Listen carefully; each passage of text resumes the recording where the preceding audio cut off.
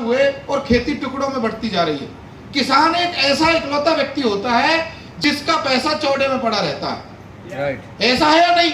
मैं आपसे ही पूछना चाहता हूं सर कि क्या आज जो आपका बच्चा है, क्या आप उसे किसान बनाना चाहते हैं? No sir. और हर आदमी जब नो बोलता है तो उसका कुछ मतलब होता है, क्योंकि उन्हें पता है कि यदि वो किसानी पढ़ेगा तो दुनिया से पीछे रह जाएगा। खेती टुकड़ों में बढ़ती जा रही है, 100 आफत है। बारिश ज्यादा पड़ गई तो दिक्कत, कम पड़ गई तो दिक्कत। मानते हैं सर? क्यों सर? तो किसानों की हालत कैसी है? सर से पूछो, सर साल के कितने कमा लेते होंगे किसानी में? सर साल के 5-6 लाख रुपए आ जाते हैं अपनी खेती बाड़ी के करने से। सही है सर, 5-6 लाख रुपए कमा लेते हैं और आगे किसानी अपने बच्चों को करवाएंगे या नहीं? नो। तो फिर खेती बाड़ी करेगा कौन? सर करानी नहीं है, मेहनत इतनी है उसमें, और फिर भी भाव का मंडी में पता चले भाव नहीं मिला, पता चले अब के बाद फसल कम हुई है, आगे पता चले कि आगे ये फसल बोनी ही नहीं है, तो किसान तो नहीं सर, मैं तो नहीं चाहूँगा कि मेरा बेटा ये काम करे। ठीक है सर, थैंक यू। प्लीज ये बात मैं केवल इसलिए पूछ रहा हूँ क्योंकि बुद्धिजीवी बैठे हैं और हम यहाँ केवल इसलिए नहीं आए कि लोगों का सेलिब्रेशन हो रहा है और हम ताली बजा के वापस चले जाएं। मैं ये कहने आया हूँ कि भविष्य में करेंगे क्या। किसान की हालत आपके सामने है, वरना किसान धरना नहीं देता। आए दिन के इसकी रेट बढ़ाओ, ये करो और वो करो। दूसरा सेगमेंट है हमारे पास प्राइवेट जॉब। क्या है सर? Private job. तो प्राइवेट जॉब एक बार आगे आएंगे क्या जी? और आप भी दें जी। पहले मैं बहन जी से पूछता हूँ, बहन जी जो भी आप प्राइवेट जॉब करते हैं उसकी टाइमिंग क्या है, समय कौन सा, मतलब कितने बजे से कितने बजे तक रहती है? 9 to 6। 9 बजे से 6 बजे तक। बहन जी कितने साल हो गए जॉब करते हुए? 5 साल। 5 साल हो गए। सही है? सही है। ईमानदारी से पूछना चाहता हूँ, आपको महीने में कितनी छुट्टी मिलती है? Only Sunday. कितनी? 4 छुट्टी। इनका दिल जानता है 9 बजे से जब निकलते होंगे तो घर को भी मैनेज करना, 6 बजे के बाद आते ही फटाफट मशीनों की तरह काम करना। ऐसा है या नहीं है? मैं कि जॉब और कब तक करेंगे? सर अब तो जरूरत नहीं पड़ेगी। आज हम है ही नहीं ना, मैं उसमें है ही नहीं ना। ऐसे तो लाइफ टाइम करनी पड़ेगी सर, जब तक हाथ पैर चलेंगे तब तक। सही है? सही है। आपने एक कहानी सुनी होगी, फिल्म देखी होगी, आमदनी अठन्नी और खर्चा रुपया। बहन जी जो भी आप आमदनी कमाते हैं, क्या जॉब से आप जो भी कर रहे हो, क्या 50,000 रुपए महीने 2025 तक हो सकते हैं? नो सर, एट प्रेजेंट 17,000 है, तो दूर दूर तक सपना ही नहीं है कि 50,000 जब तक मैं मरूंगी तब तक भी हो जाए, तो नहीं है। अच्छा ऐसा कर ले बहन जी कि 9 से 6 की जगह रात को फिर 9 बजे से सुबह 2 बजे तक ड्यूटी हो जाए, तो हो जाएगी 50,000? नो सर, तो भी होने वाली नहीं। मैं आपको केवल यही जगाने आया हूं। अच्छा मैं आपका छोटा भाई हूं, आपकी तबीयत खराब है तो मैं जा सकता हूं क्या आपकी जगह ड्यूटी? No sir. हेलो, ये मैं सीमाएं बता रहा हूं सर। और क्या हालत है आज प्राइवेट जॉब की, एक दूसरे भाई साहब है उनसे पूछते हैं सर, ड्यूटी की टाइमिंग्स क्या है सर? 9 से 5:30। 9 से 5:30। तो सर कितने बजे उठते हो? 5 बजे सर। 5 बजे उठते हैं, और 5:30 बोला है तो सोते कितने बजे? 11 बजे सर। हेलो, फिर सर अगले दिन क्या करते हो? वही सेम रूटीन सर। उससे अगले दिन क्या करते हो? जब तक जॉब चलेगी यही रहेगा सर। मैं एक ही बात कहना चाहता हूं दोस्त, मेरा किसी भी प्रोफेशन को मजाक उड़ाने का उद्देश्य नहीं है। मैं केवल एक बात कहना चाहता हूं, हमें ईश्वर ने सुबह टिफिन ले जाके लंच में खाके शाम को खाली करके केवल इस काम करने के लिए तो धरती पे भेजा नहीं है। यस और नो, सहमत हैं? यस। हमें किसी विशेष काम के लिए भेजा है। और मैं केवल इतनी बात पूछना चाहता हूं सर, ये काम से कब तक फ्री हो जाओगे जो आप काम कर रहे हो? कभी नहीं हो पाएंगे सर। अभी कितनी छुट्टियां हैं आपके लिए? 5 महीने। शादियां हो गई? नहीं सर। नहीं हुई। सही है, शादी अभी नहीं हुई। शादी अभी नहीं हुई। अगर बीवी घूमने को बोले बुधवार को तो फिर क्या करना पड़ेगा? झगड़ा करना पड़ेगा सर। अभी शादी नहीं हुई है, बताना चाहता हूं मैं। अभी तनख्वाह कितनी है? 35,000। 35,000 तनख्वाह है। बीवी आ गई, आएगी तो सही ना, तो खर्चे बढ़ेंगे कि घटेंगे? बढ़ेंगे सर। अब आप अपने बॉस के पास जाओगे और उससे बोलोगे मैं शादी करने वाला हूं बॉस जी, अभी 35,000 कमाता हूं, मुझे 50,000 चाहिए, तो बॉस क्या बोलेगा? छोड़ के चले जाओ। वो बोलेगा शादी तेरी है, मेरी थोड़ी है। कल को बोलेगा 2 से 3 हो गए, तनख्वाह और बढ़ाओ, उसमें मुझे क्या लेना देना। दोस्त, मैं केवल आपको जगाने के लिए बात कहना चाहता हूं कि 35 से शादी होने के बाद जो खर्चा 50,000 पहुंचेगा, बच्चा होने के बाद जो खर्चा 60,000 पहुंचेगा, आप बॉस के पास जाओगे वो उतनी तनख्वाह बढ़ाने वाला। सहमत है मेरी बात से? जी सर। शुभ नाम आपका? विकास। विकास, कितना प्यारा नाम है, विकास। यस और नो? हिंदुस्तान में बहुत जरूरत है अवेयरनेस की, है या नहीं है? अब जॉब की हालत क्या है मैं बताना चाहता हूं, क्योंकि गवर्नमेंट जॉब, क्योंकि हम प्राइवेट से शिफ्ट होते हैं जी। जॉब वाले बैठ सकते हैं, जॉब वाले बैठ सकते हैं। हाँ,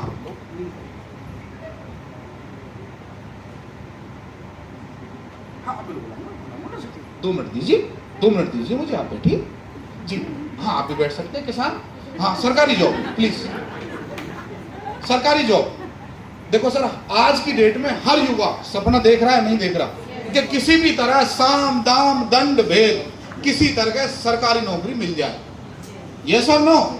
पर सरकारी जॉब की हालत क्या है, मैं सर से ही पूछूंगा कि सर रेशियो क्या है? अगर आज 500 पोस्ट निकले तो कितने बच्चे फार्म भरने के लिए पहुंच जाते हैं? 5 करोड़। कितने सर? 5 करोड़। सर अभी आप कहां से हैं और क्या करते हैं? सर मेरा नाम मेघराज है और मानपुर गांव से बिलोंग करता हूं। फिलहाल होटल पोस्ट ऑफिस में इंचार्ज हूं। इंचार्ज पोस्ट ऑफिस में है, सही है सर? तो सरकारी जॉब है तो तनख्वाह बढ़िया होगी सर।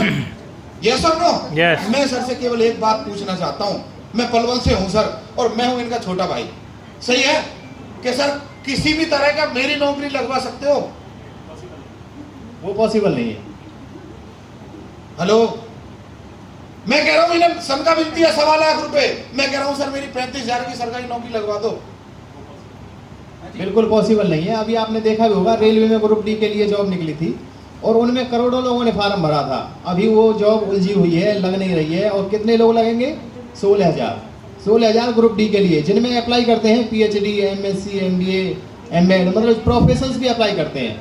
ये हालत है सरकारी नौकरियों की। आप सभी देख भी रहे हैं, न्यूज़पेपर्स में आता है, समाचारों में भी आता है। ठीक है, देखिए जब तक हम विश्लेषण नहीं करेंगे कभी चल क्या रहा है, और गवर्नमेंट जॉब हो या प्राइवेट जॉब हो, उसके लिए एक बहुत अच्छा प्रैक्टिकल उदाहरण है। उसके लिए मुझे एक चेयर चाहिए, एक कुर्सी। प्रैक्टिकल उदाहरण है, मैं देना चाहता हूं सर। ये जॉब है, अच्छा, और 4-5 लोग और आ जाओ सर, जेंट्स, 4-5 जेंट्स आगे सर, सही है। मैं चाहता हूं कि एक बार राकेश जी प्लीज बैठे। पहले जॉब की हालत ये थी, एक ही जॉब है, आपको ऐसे बोलते थे सर आप बैठे, आपके लिए सीट खाली है। समय बदला, उसके बाद कुर्सी एक ही है, डॉक्टर साहब बैठिए, उठना नहीं है आपको, बैठो, बैठना यही ना, बैठ, हाँ कहीं बैठो, इसलिए तो जेंट्स को बोला बैठो सही से। अरे बैठो सर, जबरदस्ती बैठना। अब हालत क्या है, आप भी बैठो सर, बनाओ जगह, आपको बनानी है, मुझे नहीं पता सर, आप भी बैठो सर, ऊपर बनाओ सर। सर आप, अब भैया जॉब की हालत है ऐसी, एडजस्ट करके बैठना पड़ेगा। पर मुझे आप बताओ कौन सी सरकार ऐसी है कि कुर्सी एक है और यहाँ 10 लोगों को बैठा देगी? है तो ये मजाक वाली बात, पर क्या ऐसा सर आप तो खड़े हो जाओ, क्या ऐसा संभव है? क्या ऐसा संभव है? आप बताओ कि आज के 5 साल बाद, 10 साल बाद ऐसी सिचुएशन आए कि आपको बुलाया जाए घर से कि सर आइए, आपके लिए कुर्सी खाली, आप बैठो, सरकारी नौकरी प्लीज। क्या ऐसा कोई सरकार बोल सकती है क्या? आज एक अनार 100 बीमार वाली कहानी खत्म है। आज एक अनार और 1000 बीमार हैं। हर कॉलेज स्कूल भरा पड़ा है। वो बच्चे 2 साल बाद, 4 साल बाद जब युवा हो रहे हैं, उनके लिए रोजगार नहीं चाहिए? उनके लिए चाहिए या नहीं चाहिए? तो मैं आपसे केवल इतना कहना चाहता हूं दोस्त, ये ऑप्शनों की हालत जर्जर है। शुक्र है कुर्सी पे इन्होंने हिम्मत नहीं करी। ग्रेटर नोएडा में तो 5-6 बैठ गए थे, मैंने बोला और बैठो को कि सर ने जो रेशो बताया कि 16,000 और 1 करोड़, बताओ ना कैसे बैठेंगे? 16,000 कुर्सी है, 1 करोड़ लोग कैसे बैठेंगे? ऐसे तो बैठेंगे? पॉसिबल ही ना, पॉसिबल ही नहीं, प्रैक्टिकली पॉसिबल नहीं है। क्योंकि इस दौर में हम जी रहे हैं, वहां संभावनाएं आदमी के साथ आरसीएम का प्लान कुछ भी नहीं है। हम नमक मिर्च हल्दी धनिया जब तक समझाएंगे, मुझे ये पहले भी समझ में नहीं आता था, मुझे आज भी समझ में नहीं आता। लोग फंस जाते हैं नमक में, मिर्ची हल्दी धनिया में। मैं इससे पहले घुसा ही नहीं, निकलूंगा तो सवाल ही पैदा नहीं है। और अब चलते हैं अगले प्रोफेशन में। बाकी लोग बैठ सकते हैं सर? हाँ, अब चलते हैं। अच्छा, बात कुछ क्लियर हुई? कुछ बात जा रही है अंदर? उसके बाद आते हैं दुकानदार, प्लीज। सर कितने साल हो गए दुकानदारी में? करीब 13 साल। सही है, एक उदाहरण है। क्योंकि जब तक हमें ये नहीं पता जिस साधन में हम बैठे हैं उसकी हालत क्या है, हम अगला प्लेटफॉर्म के बारे में सोचे कैसे? दुकानदार है, 12-13 साल हो गए। सही है सर? कितने घंटे बैठना पड़ता है? करीब सुबह 5 बजे दुकान खोल देते हैं और रात को 9 बजे तक। हेलो, सुबह 5 बजे दुकान खोल देते हैं और रात को 16 घंटे हो गए सर। कितने सर? 16 घंटे, 13 साल। कितने? कुर्सी रख दी। आप बताओ उस कुर्सी की हालत क्या होती होगी? सोचो सर।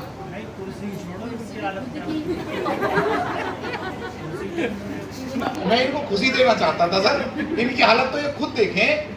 वो कुर्सी 16 घंटे एक आदमी बैठ रहा है, फिर अगले दिन सुबह उसे तो राहत ही नहीं मिलती होगी।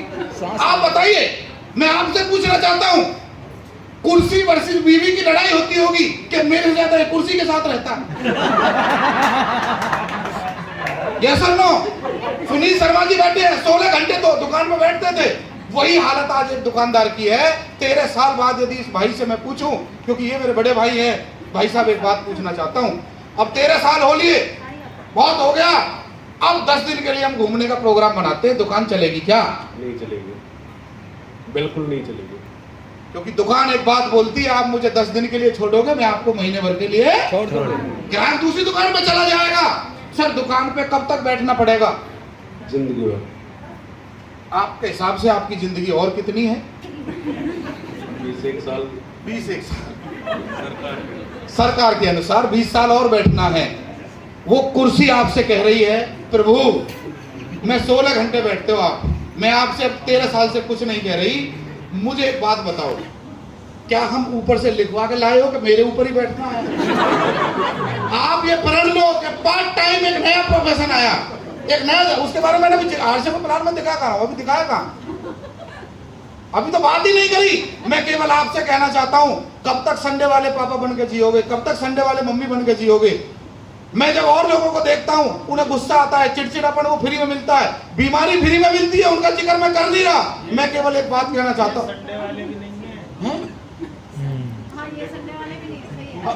संडे को भी फ्री नहीं रहते?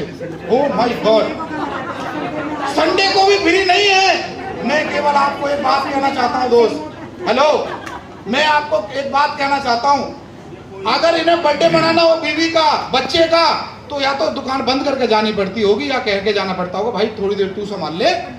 और कई बार तो ऐसा होता होगा कि आपको ज्यादा अनुभव है सर, प्रैक्टिकल जब खाना खाते होंगे तो आप जानते हो कैसे खाना खाया जाता है।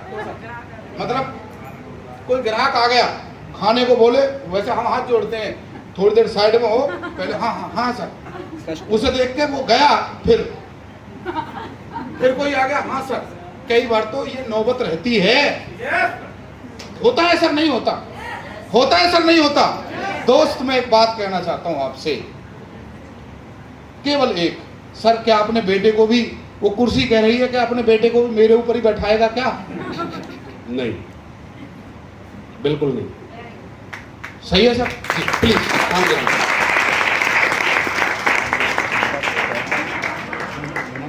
प्रोफेशनल्स।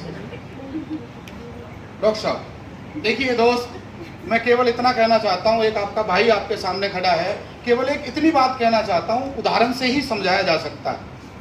मैं हनुमान जी तो हूं नहीं जो बोलूं कि धंधा बहुत चलता है। आज हमें इसकी सच में जरूरत है, और जरूरत क्यों है, अब एक अगले प्रोफेशन की तरफ चलते हैं। डॉक्टर साहब क्या है सर? डॉक्टर साहब। क्या है सर? डॉक्टर साहब। डॉक्टर साहब। साहब। डॉक्टर साहब। सर ने डिग्री ली होगी, यस पढ़ाई लिखाई करी होगी, तभी तो डॉक्टर बने होंगे। यस क्यों जी?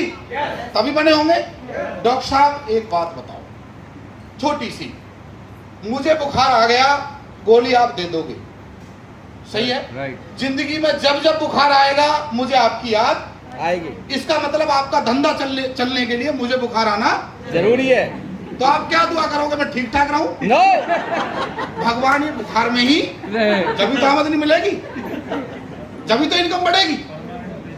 कि ये तो परमानेंट, क्यों सर, परमानेंट प्रोफेशन। और मैं पहली बार ऐसा इंडिया में देख रहा हूं कुछ सालों में कि हॉस्पिटल्स भी एड लिख रहे हैं, एक्सरे इतने रुपए, फलाना इतने रुपए। यहां हमारे पास सबसे बड़ा डॉक्टर आता, आप मुझे बताओ वो फ्री में आता है क्या? नो डिग्री प्रोफेशन करने के बाद यदि ये डॉक्टर साहब हैं और भगवान ना करे कि डॉक्टर साहब उस दिन बिजी है, व्यस्त है, इनको शादी में जाना है, बुखार मुझे चढ़ गया, तो मुझे बताओ क्या इनके बच्चे इंजेक्शन लगाएंगे क्या? नो नहीं लगा पाएंगे सर। हेलो, इनकी डिग्री इनके साथ इनके हाथ, सोच के देखिए क्या वो डिग्री आपके बच्चे के नाम ट्रांसफर हो सकती है? नहीं हो सकती, आई थिंक आकाश के नाम ट्रांसफर हो सकती है क्या? नहीं हो सकती सर। नहीं हो सकती, उसे भी डॉक्टरी पढ़नी पड़ेगी। ये प्रोफेशनल्स जो लोग हैं उनकी हालत है। और आपने कोविड में देखा होगा जो भी प्रोफेशनल लोग हैं, मैं मेडिकल लाइन का जिक्र नहीं कर रहा, मैं क्योंकि कहना नहीं चाहता, आप सब जानते हैं सर, पैसा दो तरीके का कमाया जाता है, एक नेकी वाला पैसा, बाइज्जत वाला पैसा, और एक वैसा है भगवान ये तो चीज इतने की और इतने ले रहे हैं, कोई इंसानियत है? ये सर नो, आप सब जानते हैं बाहर क्या क्या चल रहा है। केवल एक बात कहना चाहूंगा, जब आपकी डिग्री ट्रांसफर नहीं है, आप जो मेहनत कर रहे हो वो केवल आपके पास है, आप चाहे 500 रुपए कमा रहे हो एक पेशेंट से, चाहे 5000, मैं केवल एक बात कहना चाहूंगा, भविष्य में जिस हिसाब से हालत चल रहे हैं, बड़ा सा हॉस्पिटल बनाना हो तभी तो पेशेंट आएंगे, राइट, क्यों सर? और बाहर कंपटीशन कितना है। मैं समझता था कि सबसे ज्यादा हॉस्पिटल दादरी के अंदर है सर, दादरी, क्योंकि वहां मैंने सबसे ज्यादा हॉस्पिटल देखे, पर मेरा भ्रम तोड़ दिया मोदी नगर ने। हेलो, 2 किलोमीटर इधर और इधर ऐसे हॉस्पिटल हैं, मैं क्या परचूने की दुकान इतनी नहीं मिलेगी जितने आपको हॉस्पिटल है, लाइन लगा के। मैंने एक लीडर से वैसे पूछ लिया कि भाई साहब कैसे, कि पूरा इंडिया डिग्री लेके यही करता है क्या? बोले मोदी नगर फैला ही रोड के किनारे है और वहाँ हॉस्पिटल ही हॉस्पिटल है। दोस्त, एक डॉक्टर को पैसा कमाना हो तो वो एक काम ना करेगा आप बीमार हो, एक वकील को पैसा कमाना हो तो वो काम ना करेगा आपके लड़ाई झगड़े चलते रहें। हेलो, यस यस और नो? यस केवल वो तो RCM है जहां हम ये दुआ करते हैं कि हमसे ज्यादा बड़ी इनकम डॉक्टर साहब के आ जाए। यस कोई धंधा नहीं। डॉक्टर्स दूसरे भगवान होते हैं, उन्होंने बहुत सारे लोगों का जीवन बचाया है। मैं कह रहा हूँ उस काम को छोड़ने की जरूरत नहीं है जो प्रोफेशंस आपने देखे। और एक नया धंधा है जिसके बारे में मैं जिक्र कर रहा हूँ, उस धंधे का नाम है RCM। क्या नाम है? RCM। RCM का मतलब होता है राह चलती मार्केट। RCM का मतलब होता है रोज करो मौज। RCM का मतलब होता है रियल करोड़पति मिशन। और RCM का मतलब है राइट कॉन्सेप्ट मार्केटिंग। RCM का मतलब है रामचरित्र मानस। और RCM जो है ना, मतलब मैं कह रहा हूं हमारे टाइम में आइए तो हम बहुत लकी। नमक इससे सस्ते भी बाहर मिल जाएंगे, महंगे भी मिल जाएंगे, बात नमक की नहीं है, क्योंकि कंपनी को चलाना है इसलिए 20-25 साल से चल रही है। आज हमारे पास लगभग 16,000 से ज्यादा दुकानें हैं पूरे इंडिया में। मार्केट को हम चैलेंज करके कह रहे हैं कि मार्केट में कोई डायरेक्ट सेलिंग कंपनी ऐसी नहीं है जिसके पास गुड मॉर्निंग से लेकर गुड नाइट तक के इतने सारे प्रोडक्ट हों। किसी के पास ऐसा व्यवस्था नहीं है जिसके पास इतने सारे लोगों को संभालने के लिए बेस उन्होंने तैयार कर लिया। आज आप सोच के देखिए, आज हमारे पास 16 तरीके के साबुन है, और जो आदमी 100 ग्राम का साबुन बना सकता है, क्या वो अपनी फैक्ट्री में 10 ग्राम का नहीं बना सकता? यही वजह है केवल डायरेक्ट सेलिंग में हम वो व्यक्ति हैं RCM जिसके पास 9 रुपए का साबुन भी है और 60 रुपए का भी है। यस डायरेक्ट सेलिंग में केवल हम वो व्यक्ति हैं जो 1 रुपए का शैम्पू का पाउच भी बना रहा है और 250 रुपए का शैम्पू भी बेच रहा है, हम वो हैं, हमें गर्व है इस बात पर। रिक्शा चलाने वाला भी आरसीएम कर सकता है और एक फर्म का मालिक भी कर सकता है, ऐसी प्रोडक्ट रेंज है हमारे पास। यदि आप महिला हैं तो कॉस्मेटिक के प्रोडक्ट हमारे पास हैं, यदि आप किसान हैं तो एग्रीकल्चर के प्रोडक्ट हमारे पास हैं, यदि आप कुछ भी नहीं है इनमें से तो भी घर का खाने का राशन है, और यदि आप समझ रहे हैं मैं जिम जाता हूं प्रोटीन चाहिए, यदि आप समझ रहे हो आपकी आंख खराब है उसके लिए प्रोडक्ट हमारे पास है, यदि आपको लग रहा है हम दिल के पेशेंट हैं उसके प्रोडक्ट हमारे पास है। आज हम क्या नहीं बेचते, आपके यहाँ भी कोई फैक्ट्री होगी, वो पूरी जिंदगी भर एक फैक्ट्री बनाने में उसका जिंदगी घिस जाती है। आज मैं गर्व से कह सकता हूँ 80 से ज्यादा फैक्ट्री आज हमारे पास है, हमारी खुद की मैन्युफैक्चरिंग है। पूरे इंडिया में जो एमएनसी कंपनियां हैं जो मार्केटिंग कर रही हैं, आज हमारे 3-3, 4-4 हेड ऑफिस हैं। जो सबसे पहले मैं जाऊं भीलवाड़ा, आप भीलवाड़ा ही गए होंगे, 17 लाख वर्ग गज में आरसीएम 1 है, आरसीएम वर्ल्ड 1, आरसीएम 2 की जमीन खरीद ली है, उस पे काम जारी है, वहां फैक्ट्री शिफ्ट कर दी गई है। आप मुझे बताइए, अकेला पेंट बनाने से लेके और घर में लगाने वाले पेंट तक कोई ऐसी कंपनी इंडिया में है क्या? नो, कोई है क्या? नो, कोई नहीं, कोई नहीं है टक्कर में। तो भाई साहब ये सही समय है, इंटर कर जाओ आरसीएम। राइट। और अगर आज कर गए तो मिलेगा क्या? मैं बताता हूं आज क्या मिलेगा। अकेली आरसीएम ऐसी है, आप किसी डिस्ट्रिक्ट में चले जाओ हिंदुस्तान के, पहले वो जमाना गया कि जी हमारा एक आदमी है जो 25,000 कमाता था, वो जींद से आएगा, वो गोवा से आएगा, वो कलकत्ता से आएगा। आज आरसीएम का लीडर, एक कमाने वाला व्यक्ति जिसका आप उदाहरण दे पाओ, वो हर डिस्ट्रिक्ट हर तहसील के अंदर है या नहीं है? yes. कहीं बाहर से बताने की जरूरत नहीं है कि जी वो कमाता है, ये कलकत्ता में रहता है, वो कमाता है, वो वहां से बुलाना पड़ेगा। अब तो गांव-गांव में टेक्निकल बन रहे हैं, रॉयल्टी की तो बात छोड़ो। यस और नो? और आज एक पढ़ा लिखा बच्चा, उसका डैडी एक बात से परेशान है कि मेरी जिंदगी तो, वो गाना गा रहा है कि अपनी तो जैसे तैसे ऐसे या वैसे कट जाएगी, आपका क्या होगा जनाब आली, आपका क्या होगा जनाब आली। वो अपने बच्चे से ये बात कर रहा है।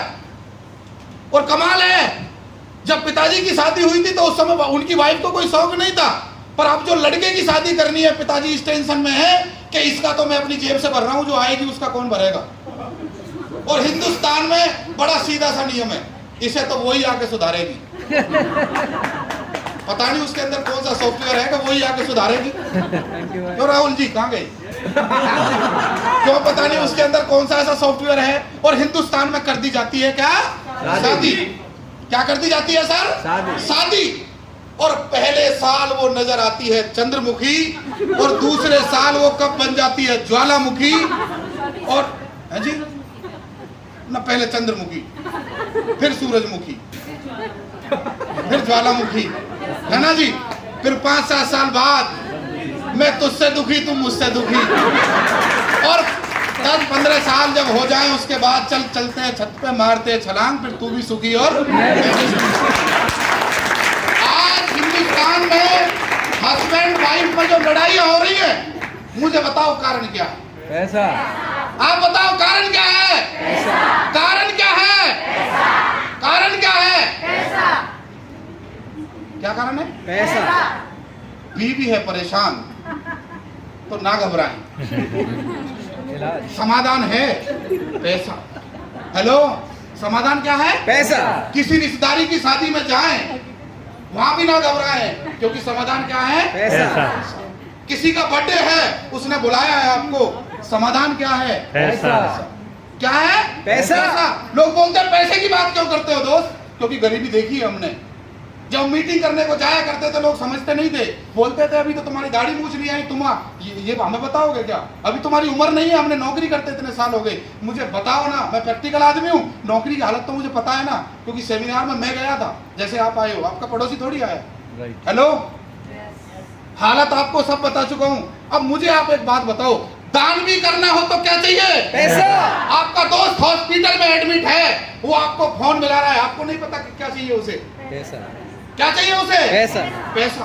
क्या चाहिए? पैसा। पैसा। पर हिंदुस्तान में कल्चर ऐसा है, यदि पंखा भी अगर अपने नाम पे लिखवाना हो, वहां लिखवाते हैं अपने दादा का नाम, स्वर्गीय श्री 1008 श्री की तरफ से 500 रुपए की सप्रेम भेंट। हमें 500 रुपए चाहिए, तब कोई नाम लिखेगा। दोस्त, मैं आपसे भरे शब्दों में कहना चाहता हूं, वो समय जा लिया जब भगवान जी खुद आएंगे और आपसे बोलेंगे वत्स, क्या बोलेंगे? वत्स, मैं आपकी जो तपस्या है उसे खुश हुआ, अब बताओ आपको चाहिए क्या? और आप बोलोगे वरदान कि जी मुझे ऐसा ऐसा दे दो। मैं बताऊं आपको, आपकी सच्चाई, आपकी ईमानदारी, आपकी तपस्या से खुश होकर भगवान ने इनडायरेक्ट वे में आपको दुनिया का सबसे बड़ा वरदान दे दिया। सबसे बड़ा वरदान उसने बोला है सुबह उठ और जिससे मिलेगा, ताकत मैं तुझे दे रहा हूं, जिससे मिलेगा जा जाके बदल दे उसकी जिंदगी, जा जाके बदल दे उसकी जिंदगी। तेरी जिंदगी में कोई बॉस नहीं होगा, तेरी जिंदगी में कोई बॉस नहीं होगा, कोई कुर्सी नहीं होगी जो तुझे 16 घंटे बैठा सके, तुझे कोई डिग्री की जरूरत नहीं है, तेरी जाति बिरादरी से मतलब नहीं है, तेरी पढ़ाई लिखाई से मतलब नहीं है, तेरी उम्र से मतलब नहीं है, तेरे बैकग्राउंड से मतलब नहीं है, तू जो भी है, जैसा भी है, आजा आजा आजा आजा आजा और हो ले ले कामयाबी। कोई कुछ नहीं चाहिए, कुछ नहीं चाहिए, बस तेरे सपने चाहिए, तेरी जिद चाहिए। इससे सस्ता सौदा कुछ हो सकता है क्या? इससे सस्ता कुछ सौदा हो सकता है क्या? उसके बाद भी कुछ लोग ऐसे हैं जिन्हें इस ड्रेस से डर लगता है। क्या लगता है सर? डर। क्या लगता है सर? डर। भगवान कह रहा है पहले कामयाबी की वर्दी तो पहन, नजर तो आके तुझे कुछ बनाऊं। और ऊपर वाले कई बार टाई में रोक देता है, हम टाई नहीं पहन रहे तो लग रहा है ऊपर वाला पता क्या कह रहा, तेरी रॉयल्टी टाई ना रोक रखी भाई, हाँ तो सही।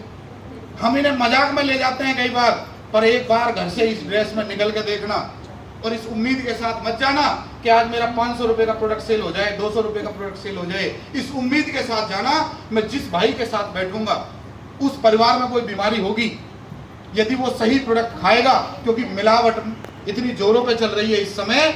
मुझे आप बताओ 10 साल पहले भैंस ज्यादा थी या आज ज्यादा है? पहले लोग पहले ज्यादा थे, आज ज्यादा है। तो मुझे ये बात लिख के दो कि दूध असली पी रहे हो, मुझे ये बात लिख के दो कि जो अब तक आप मिर्ची हल्दी धनिया खा रहे हो वो सब असली खा रहे हो, छोड़ा आरसीएम को। मुझे आप बताओ कि असली खा रहे हो, तो ये बीमारी कैसे आ रही है? फिर जो बीमारियां कैंसर और पता नहीं कैसी कैसी बीमारी आ रही थी, वो ला कौन रहा है? आम आदमी अपनी आमदनी को खर्च कर रहा है बीमारी लाने के लिए, पता नहीं कैसी मिर्ची हल्दी धनिया पाउडर पता नहीं कैसा खा रहा है। यस और नो? यस और नो? यस और नो? आरसीएम इस बात की गारंटी देता है कि जो तेरे घर में सामान आएगा वो ओरिजिनल आएगा, ओरिजिनल आएगा, ओरिजिनल आएगा, इस बात की गारंटी। आरसीएम इस बात की गारंटी दे रहा है कि जो तू लाएगा वो स्वदेशी है, पूरी तरह भारत में बना, भारत के लोगों के लिए बना। बताओ रोजगार मिलेगा या नहीं मिलेगा? मुझे आप बताओ, वहां एक आदमी, वहां भी एक मजदूरी करता होगा, साबुन की फैक्ट्री है हमारी, वो आदमी वहां मजदूरी करता होगा, पैकिंग करता होगा, वहां कोई सुपरवाइजर भी होगा, उसको भी तनख्वाह मिलती होगी, क्वालिटी भी मैनेजमेंट के लिए एक अलग बंदा रख रखा होगा क्वालिटी चेकिंग के लिए। मुझे आप बताओ सैलरी आपको बांटनी है क्या? नो। जो पैसा बनता है वो पैसा अकाउंट में मुनीमगिरी आपको करनी है क्या? नो। हेलो, किसको करनी है? कंपनी को। मुझे आप बताओ पूरे हिंदुस्तान में डिलीवरी आपको करनी है क्या? नो। किसको करनी है? कोरोना में अच्छी अच्छी फैक्ट्रियां बंद हो गई, मुझे आप बताओ आरसीएम ने क्या एक दिन भी फंड ट्रांसफर रोका क्या? नो। नोटबंदी आई, कोरोना आया, एक दिन भी अगर आपका चेक रुका हो तो मुझे बताओ। नो। तब भी दिया? यस। तो मुझे बताओ गारंटी किस बात की चाहिए? लोग गारंटी मांगते हैं हमसे कि गारंटी दो, मैं कह रहा हूं गारंटी आओ मैं देता हूं, पर पहले मुझे लिख के एक बात की गारंटी दो कि 20 साल जिएगा, लिख के देना गारंटी। दोस्त, एक आदमी एक प्रोडक्ट से आज 1000 से ज्यादा प्रोडक्ट, आज हमारे पास 30 से ज्यादा कंपनी हमारे साथ मिलकर काम कर रही हैं। एक आदमी से जो आदमी 2 करोड़ 2.5 करोड़ रुपए पहुंच गया, अब क्या लग रहा है सर आरसीएम दौड़ेगा कि उड़ेगा? उड़ेगा।